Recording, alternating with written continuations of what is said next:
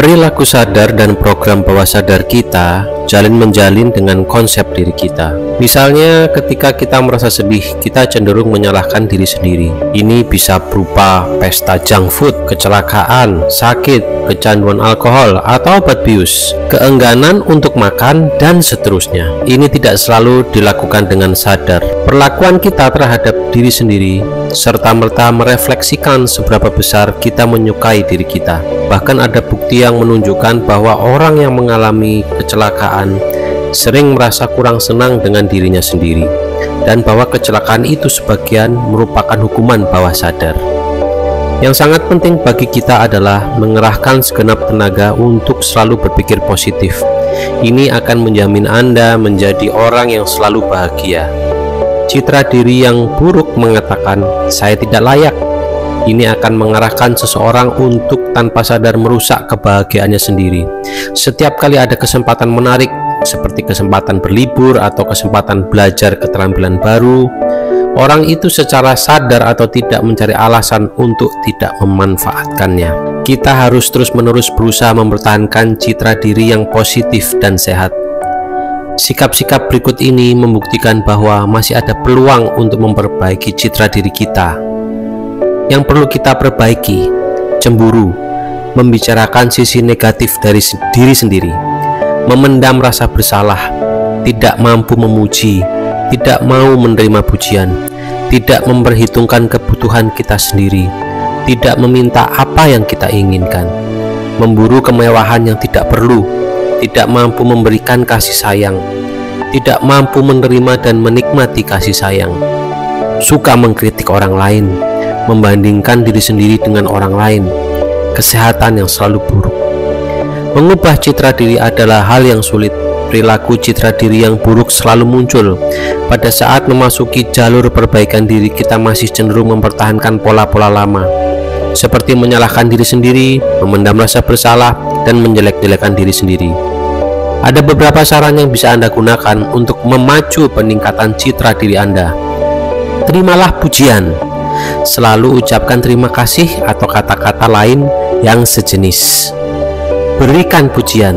Salah satu cara termudah untuk merasa senang tentang diri sendiri adalah dengan mengenali kebaikan dalam diri orang lain. Kemukakan segi positif diri Anda. Jika Anda tidak mempunyai suatu hal yang positif tentang diri Anda untuk Anda kemukakan, jangan berkata apa-apa. Pujilah diri sendiri. Saat Anda melakukan sesuatu dengan benar, pujilah diri Anda sendiri. Kenalilah harga diri Anda. Pisahkan perilaku Anda dari diri Anda. Sadarilah bahwa perilaku Anda tidak berkaitan dengan harga diri Anda. Jika Anda melakukan hal yang konyol seperti menabrak mobil orang lain, itu tidak berarti Anda orang jahat. Anda semata-mata melakukan kesalahan. Perlakukan tubuh Anda dengan baik. Hanya itulah milik Anda satu-satunya. Apapun yang kita lakukan akan mempengaruhi orang lain. Latih dan peliharalah tubuh Anda. Biarkan orang tahu tentang perlakuan yang Anda harapkan. Khususnya beri contoh bagaimana Anda memperlakukan diri Anda dan mereka. Tidak seorang pun layak menerima perlakuan buruk dari orang lain. Bergaulah dengan orang baik. Nikmatilah kesenangan tanpa harus merasa bersalah. Gunakan penegasan. Bacalah buku-buku yang membangkitkan ide dan inspirasi. Selalu bayangkan Anda menjadi seseorang yang Anda inginkan, bukan membayangkan keadaan yang Anda sekarang. Anda akan cenderung bergerak ke arah pikiran yang mendominasi Anda. Mengasihi sesama seperti Anda mengasihi diri Anda secara otomatis mengasumsikan bahwa kita harus mengasihi diri kita sendiri. Perhatikan bahwa ini tidak berarti Anda meruntuhkan diri sendiri dan membangun orang lain. Kita tidak dianjurkan untuk merusak moralitas kita sendiri, menderita dan sengsara. Interpretasi saya tentang kasihilah sesama seperti Anda mengasihi diri sendiri adalah bahwa kita harus menjaga keseimbangan antara kebutuhan kita dan kebutuhan orang lain, dan menghormati kedua belah pihak. Mungkin Anda kenal orang yang memaksa orang lain memberi pujian dengan menggunakan reverse psychology. Percakapannya seperti ini. Ia berkata, "Saya bermain piano buruk sekali." Maka Anda berkata, "Menurut saya permainan piano Anda bagus sekali." Ia berkata, "Tidak juga.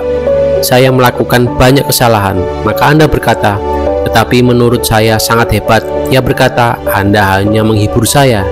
Anda berkata, "Sungguh Anda benar-benar luar biasa." Lalu dia berkata, "Terima kasih, tetapi saya pemain yang buruk. Bukankah ini menjengkelkan?" Kita wajib mengakhiri percakapan konyol ini secepat mungkin dan mulai membicarakan hal yang masuk akal. Orang berprestasi tidak menggunakan tipuan kerendahan hati palsu. Mereka tidak memancing pujian, tetapi kalau dipuji, mereka menerimanya dengan tulus. Eksperimen ilmiah telah mendemonstrasikan berbagai cara luar biasa untuk membunuh kelinci percobaan. Gangguan emosional menyebabkan timbulnya toksin yang sangat kuat dan mematikan. Pada saat sampel darah dari orang yang sedang mengalami ketakutan atau kemarahan yang intens disuntikan ke tubuh kelinci percobaan, binatang ini mati dalam waktu kurang dari 2 menit. Bayangkan apa yang bisa dilakukan toksin ini pada tubuh Anda. Segala sesuatu yang Anda pikirkan mempengaruhi reaksi kimia tubuh Anda dalam waktu singkat. Ingat apa yang Anda rasakan ketika Anda sedang memacu kendaraan di jalan raya dan sebuah truk 20 meter di depan Anda tiba-tiba mengerem. Suatu gelombang keterkejutan mengalir ke seluruh sistem tubuh Anda. Pikiran Anda memproduksi reaksi seketika dalam tubuh Anda. Toksin yang dihasilkan oleh ketakutan, kemarahan, frustasi, dan stres tidak hanya mematikan kelinci percobaan, tetapi juga kita. Dengan cara yang sama, tidak mungkin kita merasa takut, gelisah, marah, dan sehat pada waktu yang sama. Bukan hanya sulit, tetapi juga mustahil. Singkatnya, kesehatan tubuh Anda adalah refleksi kesehatan mental Anda.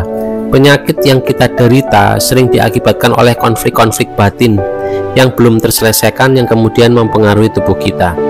Cara bawah sadar kita membentuk kesehatan kita juga merupakan suatu hal yang menakjubkan. Ingatkah Anda ketika Anda jatuh sakit pada saat Anda tidak ingin pergi ke sekolah? Sakit kepala gara-gara ketakutan? Pernahkah Anda menjumpai seseorang tiba-tiba sakit tenggorokan sebelum menyampaikan pidatonya?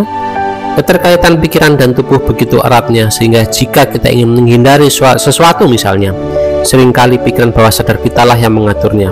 Kalau kita menyadari bahwa hal-hal seperti ini bisa terjadi pada diri kita, berarti kita sudah separuh jalan dalam usaha mengatasinya. Sistem keyakinan dan harapan kita bisa membuat kita sakit-sakitan.